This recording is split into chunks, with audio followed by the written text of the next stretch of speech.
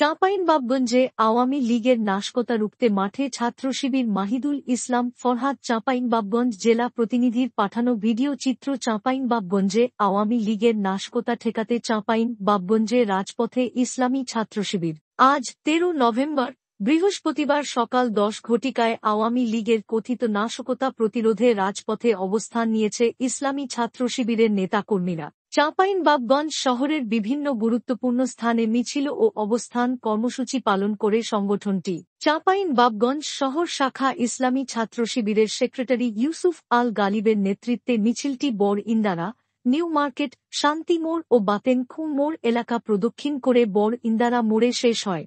মিছিলে উপস্থিত নেতারা বলেন, আওয়ামী লীগের সন্ত্রাস ও নাশকতা থেকে সাধারণ জনগণকে রক্ষা করতে ইসলামী ছাত্রশিবির রাজপথে শান্তিপূর্ণ অবস্থান অব্যাহত রাখবে।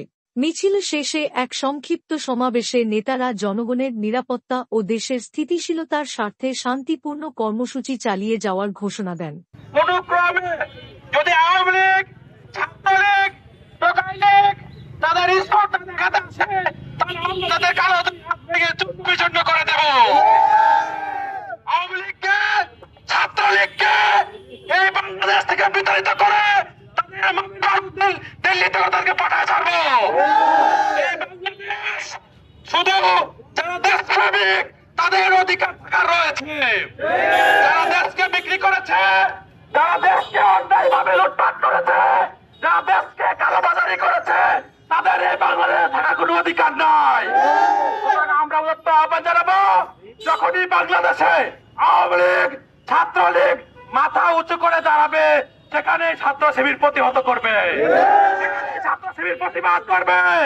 সুতরাং দেশের স্বার্থে, জনগণের স্বার্থে ছাত্র শিবির অতীতে ছিল, বর্তমানে আছে, ভবিষ্যতে থাকবে।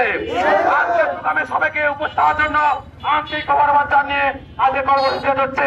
আসসালামু আলাইকুম ওয়া রাহমাতুল্লাহি।